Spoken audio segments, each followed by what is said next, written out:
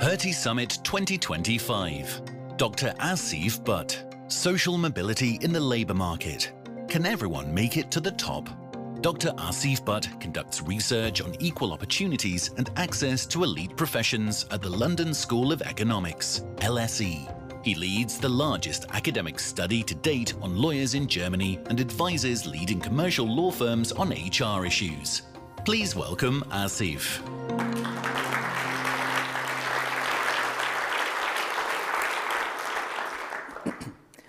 Imagine you are born poor. Your family is always struggling and your parents are constantly working, just trying to make ends meet to provide for you. And you want to make it. You want the started from the bottom, now we're here. You would want the rags to riches story.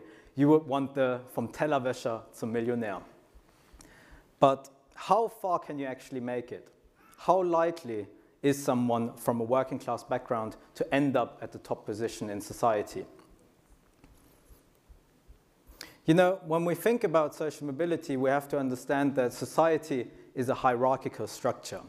We have a working class at the bottom, we have a middle class in the middle, and we have an upper class at the very top of this class hierarchy.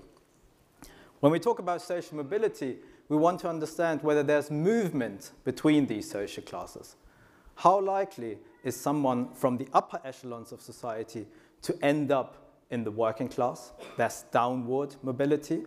And how likely is someone coming from the bottom of society and ending up in the upper echelons at the top? That's upward mobility. Quick spoiler alert, it's actually very unlikely to ever happen. The problem is social mobility rates in Germany are very low and upward mobility rarely ever happens. In fact, the OECD describes Germany as having sticky floors and sticky ceilings. And what that means is that someone who's born into the upper echelons of society is quite likely to stay there over generations. And someone who's born into the bottom of society is also quite likely to stay there over generations.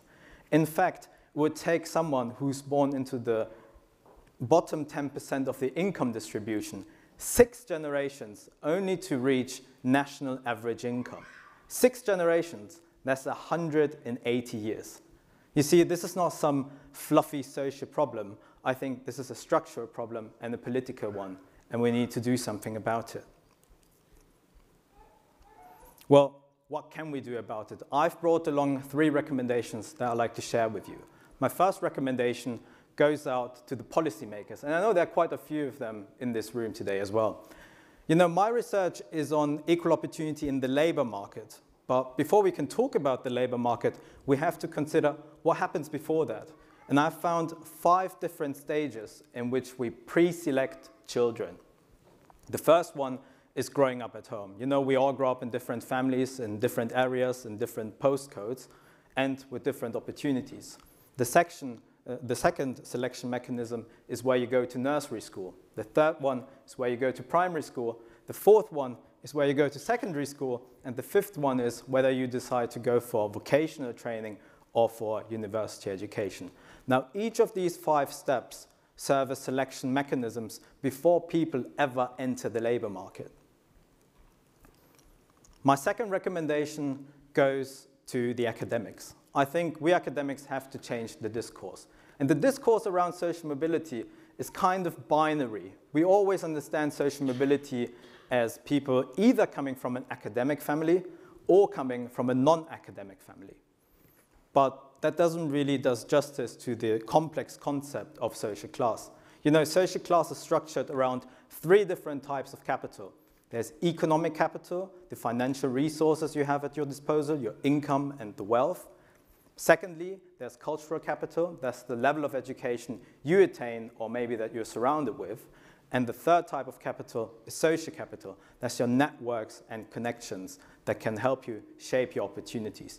Only if we understand social class holistically by these 3 different types of social capital, economic capital and cultural capital, we can really understand what social class is.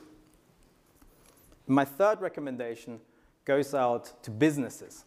I think businesses have to start appreciating the journey of people from working class backgrounds.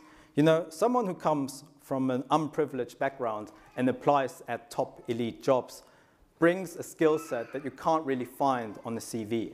These people usually are very resilient. These people are creative problem solvers, and these people are very ambitious. And they have all these three qualities because they had to, right? Because they were not given any other chance. And I think there's immense value for our organizations to attract this type of talent, to recruit it, and to retain it. So back to the initial question.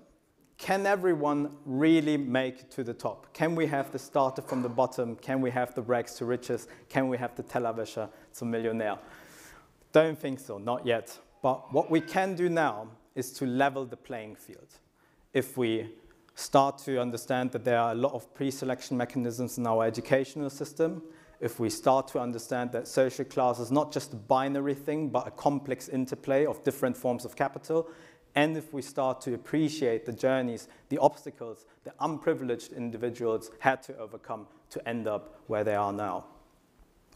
And don't get me wrong, this is not about just pushing everyone into the upper echelons of society and into the elite in the labor market. But I think what this is about is creating a fair society in which everyone has equal opportunity to climb.